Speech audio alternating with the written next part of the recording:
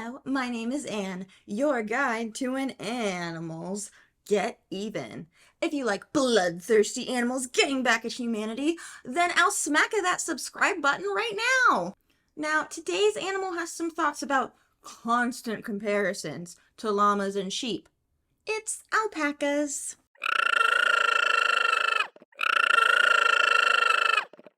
We'll start in Australia, where Strobel thought that she had found the perfect pet for her hobby farm, a tall, dark, and handsome alpaca named Harry. The alpaca was acquired from, follow me here, Strobel's partner's workmate.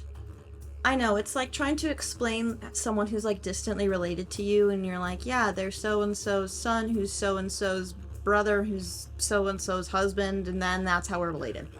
Yeah. It's like that. On the day of his very arrival, Harry attacked Strobel. Yeah, he went right for it. She was standing, and he came up from behind and tried to bite her back. However, she was wearing a loose shirt, so all he got was the fabric of it.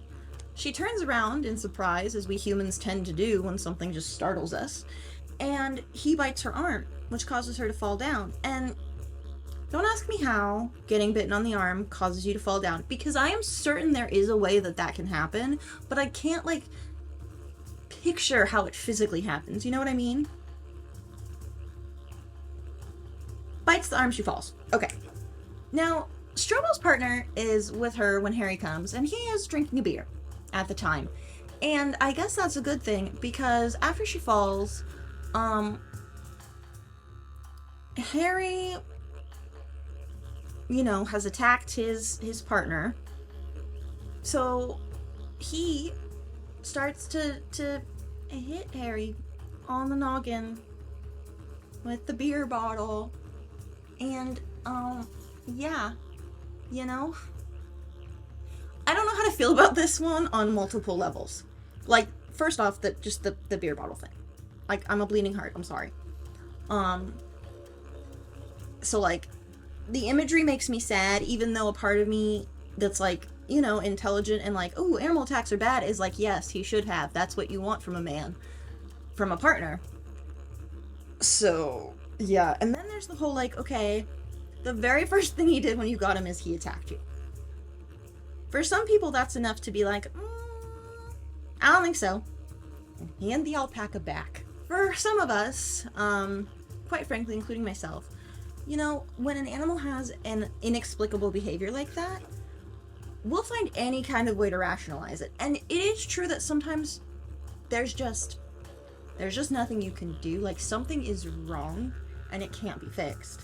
And then sometimes it's like aggression caused by fear, and you just have to like build a bond of trust and it never happens again. There's sometimes your rationalization of why it happened can actually be accurate to the situation. So you got, two types of people. And both of them are good. So this first attack happens, and they keep Harry. They know the danger, but they keep him. And 10 days go by. Strobel's mom comes over. She is 78. For the purposes of this story, I will just be referring to her as Mom. Mom comes over. They're working in the garden, and Harry is in a paddock 20 meters away, which, for my customary friends, is about 65 feet. So he's a ways, but he decides to jump the fence. So they've had 10 days without incident, and then he decides to jump the fence, and he just heads straight for him. Strobel is guiding him back towards the gate, but they get to the gate, and he decides, no thank you. He bit me on both my arms, and then I rolled over, he bit me on the back of my neck. He ends up rearing up and smashing Strobel into the ground. And I am a terrible person, because I read the quote, and she ends it with, very violently. And I was amused, because the word smashes would typically just imply that it was violent to begin with. So the very violently didn't need to be added. And then I felt really guilty for finding it kind of funny, because, like, she got attacked and it was like really bad, but that's what I noticed. Anyway, he bites both of her arms, and she instinctively is turning over to protect herself, like the curl in the ball defensively, protect your vitals. Unfortunately, she has missed something that Texas public school has taught me very well. See, we would do tornado drills. And during a tornado drill, they do have you get in that defensive ball. But they have you do your fingers on the back of your neck. Because, you know, if there's like debris flying through the air, it could just slice your spinal cord or something. Yeah, seriously, they explained why. She doesn't do that part. She doesn't protect the neck. So Harry bites her neck. If that wasn't enough, he's also now beginning to trample her. He is trampling her shoulder, he's on her, he's biting her, and you know what? Mom has gotten involved at this point. She's got a broom. Okay? And Mama Bear instincts, they're not there for nothing. It doesn't matter how old you are, because this Mama Bear gets Harry to back off using the broom. Strobel is able to get up, and they run. And at first it's going okay, and they're getting away. But then it goes bad. He was just spitting blood and grass at us. And just still rearing up in this awful sound. Harry traps them between the outside wall of the house and himself. And you know, you might be like, well, how were they not able to get away? They were full of adrenaline. Alpacas can get up to 35 miles per hour. That's like a everyday speed limit on the street. If he wants to catch them, he's gonna catch them. It doesn't matter how fast they're moving. He decided he wanted to, so he did. At this point, the women are high on adrenaline. They're terrified. Their primitive lizard brain is what is ruling every function they have, and they are now trying to beat this alpaca back with a broom and a rake. I guess the rake was against the side of the house, not clear on that. And it's like every time they get him to back off, he still comes back for more. So my guess is that in some functional way, Harry understands that they're spending way more energy keeping him away than he's spending keeping them there. All he has to do is wait for them to get tired. Now, I have no way to know if this is what's going on in his little brain. He might just be mad, so he wants to fight, right? But the reason it's creepy is because if theoretically that is the logic chain that's being followed here, you don't expect a herbivore to just be thinking in a way that is so predatory, right? Because that's the way that predatory mammals function. That's what they do. They're trying to, some of them trying to tire out their prey because they know that they can go more. Well, it's creepy. It's creepy is what it is. And that's why it's so disturbing. So this whole thing has gone on for over an hour. It's gone on for like an hour and a half. Harry's nose is bleeding, and I really like this thing that gets mentioned. So Strobel said, you know, at the time she had this moment of like, oh, poor Harry. And I know a lot of you are going to be like, what the heck do you mean? So here's the thing. If you've never been like attacked by something cute, there is a part of your brain that's going, oh, it's so cute. And there's another part of your brain going, oh my god, make it stop. There's a cognitive dissonance happening in your brain because most of the time if something looks cute, that's because it's literally designed to look cute in order to be appealing. It's designed to look cute so that you have this problem where you go, oh my god, it's so cute, right? But you also have the other survival part of your brain that's like, no, kill it with fire. That's what's happening. Because of course she has a moment of like, oh, poor guy. It's gonna happen, you know? And of course her mom just kind of like looks at her like, no, stuff Harry, which if you aren't in Australia, it's, from what I understand of the context I've heard it used in, it's basically their really polite way of saying F Harry. You know what I mean? So, you know, stuff him. We're like about to die. So she, you know, immediately gets back on track there. So by this point, an hour and a half later, it's become all out warfare here. Harry, by virtue of having a bleeding nose, he's spitting, which is an alpaca defense mechanism, and he's spitting blood, guys. He's spitting blood, which is its own unique brand of like top 10 horrifying things. I know I say it a lot that things are horrifying, but like it really is though. Can you imagine that you are like just trying to get away from a bad situation and this thing that's hurting you is now spitting its blood at you? Like, what is that? We basically had to hold the alpaca off because it was right in front of us and it would rear up, open its mouth and spit and then try and come down on top of us. He's spitting, he's rearing, there's blood everywhere. This is something out of like the Planet of the Apes, but with an alpaca. And she even noted that his eyes looked mad. They looked demented. And I will say, there is a precedent for it, and I will get into that later in the video. But for right now, okay, crazy stuff is happening. Mom has been living with a heart condition, so by this time, she's gone pale. She has, she's gone pale, she's kind of bending over, she's dropped the shovel, which, this is the first time they've used the word shovel in the article. I'm not sure if they're referring to the broom and or rake, or if a shovel somehow at some point got involved and they forgot to mention it. I don't know. She drops the shovel, and now Strobel is freaking the fluff out because, like, her mom is in, like, legitimate danger, in critical condition for her. So, of course, Strobel is screaming hysterically. I mean, she thinks her mom is about to be in the arms of the angels. She's freaking out. And by some happenstance, from what I understand, there was no phone call about this. This police car is just like doing like a patrol. And one of the officers sees there are two women like pinned against a wall of a house, and there's just an angry large alpaca. So I don't know if they use cruisers there. It's a default, I want to say cruiser. Sorry. The police car gets over there. Sergeant Stetton, I hope. Sorry if I messed that up.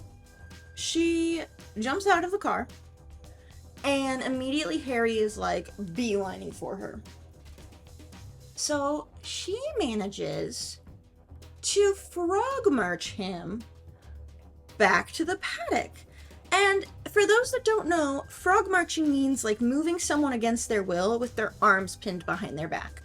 I have no idea what that looks like for an alpaca. I do not know how you frog march an alpaca. I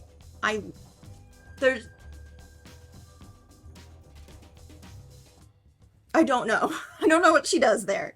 This attack happened October 22nd. Strobel was not due to be released from the hospital until the week of December 4th. Yeah, from the injuries she sustained, she was not due to be released. She had damage to her spine, to her nerves, to the discs in her back. There were bulging discs. And look, I had a condition like this with disc bulging, and you cannot imagine the like neurological just things that happened with that. It was awful. So she has been, the entire time she's been in the hospital, heavily medicated. So mom had a gash to the head, but she was all right. Her heart rate is back under control. She's okay. I think that's another like really important part of the story, is that mom is okay. So the decision was made to return Harry to the farm he had come from, but he still was displaying all of that aggressive behavior. The decision was made to, humanely. So here's my big question to my viewers here. Do you guys have any stories like that? Did something, just innocuous farm animals doing crazy things, like, has it happened to you? Has it happened to a family member, a friend? Is it a story in your town that's just like circulating around? I want to know. Let me know in the comments. Now, remember when I said that Harry's whole looking mad and demented thing had a precedent? Yeah. So I'm going to tell you about something that I learned about while I was researching this, and it's very exciting. It's called Berserk Llama Syndrome. Da-da-da-da. It's also sometimes called Berserk Male Syndrome because it happens almost exclusively to the males. It applies to the entire group of camelids, which alpacas belong to. And it happens, it is a psychological condition that camelids raised by humans can be susceptible to. And I don't mean like, they're farm animals. I mean being hand-reared, essentially, okay? This syndrome causes them to exhibit dangerously aggressive behavior towards humans. And how I understand it is, the alpaca, the camelid, views humans as equal to itself. It views you as equals. This is not the expected relationship between you and your camelid, okay? Because once it's viewing you as an equal, it's going to treat you like one, which means asserting dominance, which means fighting, which means establishing who's the bigger baddie in the paddock. So we have one story of a male. He knocks his owner to the ground to the point of unconsciousness. The male is 7 years old. He was sold to him at a year old. The guy wanted a couple of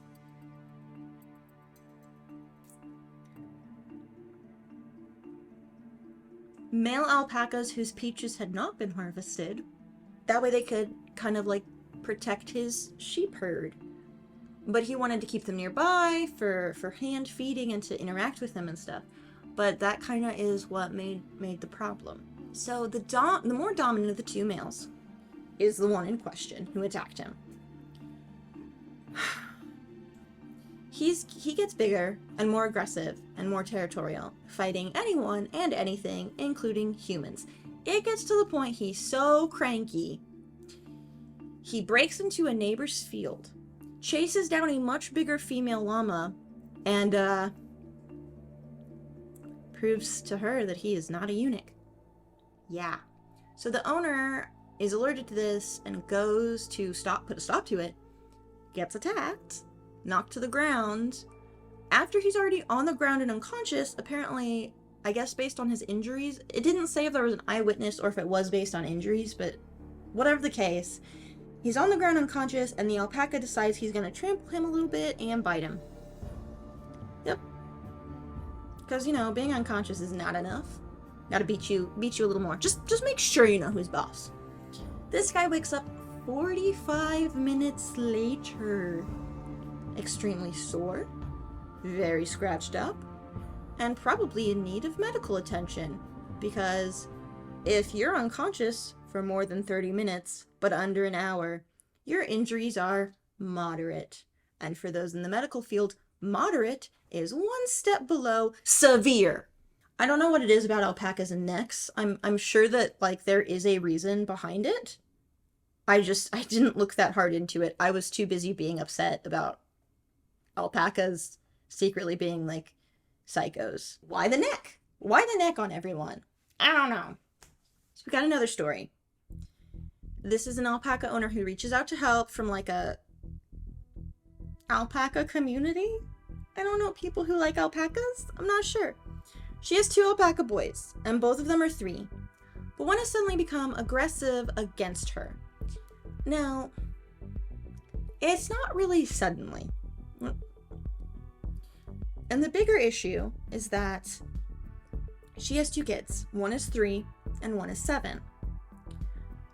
I'm not sure the full timeline of what happens here, because from what I understood, it's not actually suddenly. Because they're having a birthday party in the alpaca field, which why would you do that if you knew you had an aggressive alpaca, right? I don't think he was aggressive at this point. Here's what happens. There's an inciting incident. At one point, she notices the alpaca is following a 5-year-old boy. So she moves in to gently push him away.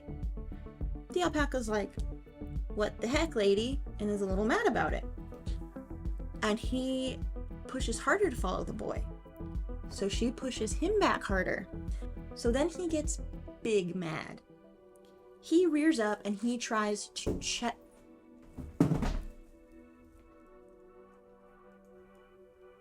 I have cats. He rears up and tries to chest wrestle with her, because I guess that's what alpacas do. Now, every time he sees her, he wants to fight her. He's ignoring her husband entirely. His beef is not with the husband. His beef is with her specifically. And I am not an alpaca expert, but I don't I look at this and I don't think berserk male syndrome. I'm thinking he's viewing her specifically as a rival because she tried to exert her authority over him, right? She tried to push even harder when he wanted to keep following the little boy. Because one thing they're thinking is that maybe, so the little boy had newborn puppies at home and his mom was a vet. So maybe he had a bunch of interesting smells, which piqued the alpaca's curiosity, and also maybe the alpaca was like, I gotta keep an eye on you. You smell like predators or something. If that's the case, it wasn't aggression necessarily. Better safe than sorry. I get that. In this situation, it just sounds like, she inadvertently acted like an alpaca male intervening in a situation, and the other alpaca, because she's not an alpaca male, the alpaca just wasn't really having it, So I think the biggest lesson to draw from today is not to get an alpaca unless you know 100% what you're doing and have done the research, okay? I'm not sure the people in the first story with the hobby farm really knew what they were getting into. And if they'd known about berserk male syndrome to start with, they might have known that very first arrival, that very first contact with attack. They might have been like, hold up, and reached out to the workmate who let them have the alpaca and said, what's his history? Because he's acting extremely aggressive. What's going on here? Because to me, I don't know if the workmate told them Harry's deal or not. I don't know. Now, this might sound a little silly, but I also think it really boils down to personality. You gotta know the personality of the animal you're dealing with. So, for example, some alpacas may correct with a gentle nudge. That's totally possible. I have a dog. This dog right here, she thrives on praise. She could care less about a treat, but if you praise her, ooh. The other dog, I don't know where she is. She's much more independent. She's a little piggy. She will take a treat over your praise any day of the week. If your alpaca seems a little unhappy, the moment you try to correct with the gentle nudge, it might be time to immediately switch tactics. So instead of pushing back against it, maybe entice them to another area with something like a high-value treat, right? It's something that diverts and distracts them from whatever you don't want them paying attention to, and it rewards them for it, which encourages them to stay away from the thing you don't want them paying attention to. Again, I'm not an alpaca expert, so do your research. It's a lesson for us all. Always do your research. If you liked this video and you want more bloodthirsty animal content, then hit that subscribe right meow. I am here Sundays, Wednesdays, and Fridays. Bye.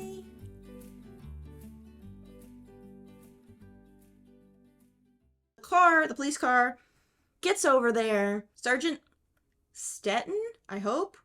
Sorry if I messed that up. She jumps out of the car, and immediately Harry is beelining for her. So she manages.